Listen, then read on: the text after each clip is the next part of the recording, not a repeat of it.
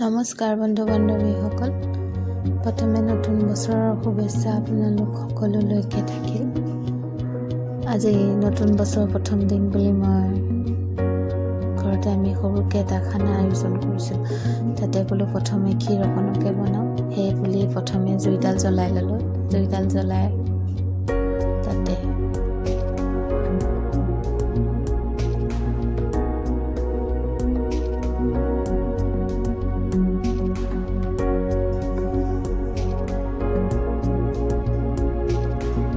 কলপাতখন লৈ লৈছোঁ। বস্তু ল'বৰ কাৰণে কলপাত এখন দৰকাৰ হয়। আমি যিহেতু অসমীয়া, আমাৰ কলপাতখন লাগেই আমাৰ যিকোনো কামতে। এনেকৈ যে গাখীৰৰ ফেনটো উঠি আহে, সেই ফেনটো পেলাই দিব নালাগে, সেইটো ঠাইতে লৰাই পেলাই তাতে থৈ দিব লাগে। মই মানে চৌকাত বনোৱাৰ কাৰণে ওপৰৰ পৰা যিটো ঘুকুলা অকণমান ওলাই কোলা কোলা চাই নিচিনা পৰিছে, সেইখিনি মই অকণমান আঁতৰাই দিছিলোঁ।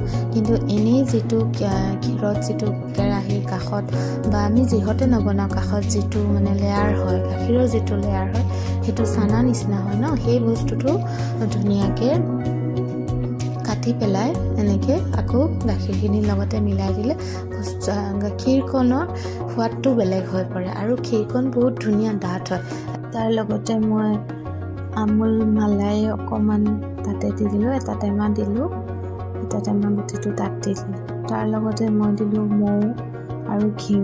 এইখিনি সকলোখিনি মিশ্ৰণ দিয়াৰ পিছত যেতিয়া ধুনীয়াকৈ উতল অহাৰ পিছত সকলোখিনি একলগ হৈ যেতিয়া গাখীৰ আৰু চাউলটো একলগ হৈ যোৱাৰ পিছত মই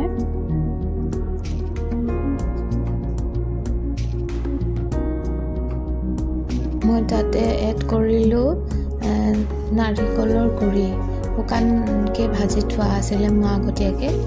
সেইটো ৰেচিপি বাৰু কেনেকৈ বনাই আকৌ এদিন আপোনালোকৰ লগত শ্বেয়াৰ কৰিম, কিন্তু আজি সময় নহ'ল, সেইকাৰণে মই যিটো আগতীয়াকৈ মই বনাই থৈছিলোঁ সেয়া নাৰিকলৰ গুড়ি সেয়া অকণমান দিলোঁ, দি পেলাই ধুনীয়াকৈ লৰাই মেলি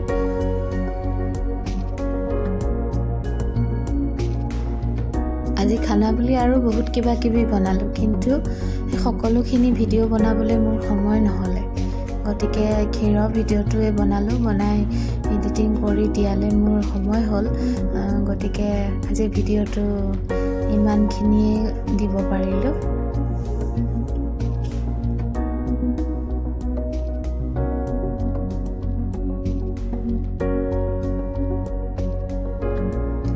সদায়তো আমি গেছতে বনাওঁ, আজি সেইকাৰণে চৌকাত বনালোঁ।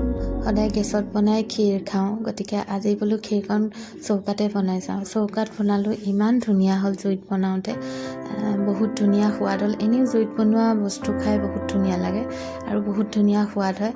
আজি ক্ষীৰকণো বহুত ধুনীয়া সোৱাদ হৈছিলে, খাই ভাল লাগিছিল। সকলোৱে খাই বহুত ধুনীয়া পালে, সেয়েহে আপোনালোকেও বনাই চাব, ভাল পাব, নিশ্চয় ভাল পাব, বহুত ধুনীয়া লাগে খাই।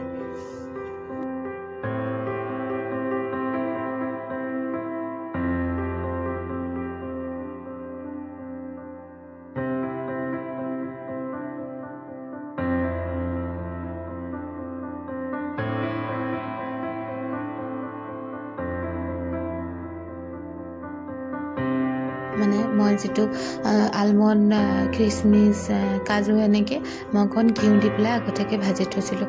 সেই ভাজি থোৱা বস্তুখিনি ফ্ৰুটছখিনি মই আকৌ ধুনীয়াকৈ কাটি মেলি যেতিয়া হৈছে আৰু ক্ষীৰটো যেতিয়া মই কাঢ়িব সময় হৈছে, তেনেকুৱাত মই 2 ছেকেণ্ডমানৰ কাৰণে দি পেলাই থৈ দিলোঁ। থৈ দিয়াৰ পিছত তাৰপিছত ধুনীয়াকৈ কাঢ়ি তাৰপৰা আমাৰ ক্ষীৰ খাব পৰা হৈ গ'ল। নতুন বছৰৰ প্ৰথম দিনা বনালোঁ ক্ষীৰ আৰু জুইত বনালোঁ। বাহিৰত খানা খাওঁতে বহুত ধুনীয়া হৈছিলে ক্ষীৰকণো। আৰু আপোনালোকে জনাবচোন কেনেকুৱা লাগিল। আপোনালোকেও ঘৰত এনেকৈ বনাই খাব পাৰিব। ভাল লাগিলে মোৰ ভিডিঅ'টো শ্বেয়াৰ কৰিব আৰু মোৰ চেনেলটো ছাবস্ক্ৰাইব কৰিব আৰু লাইক কৰিব। আপোনালোকক ধন্যবাদ জনালোঁ মোৰ ভিডিঅ'টো সম্পূৰ্ণ চোৱাৰ বাবে।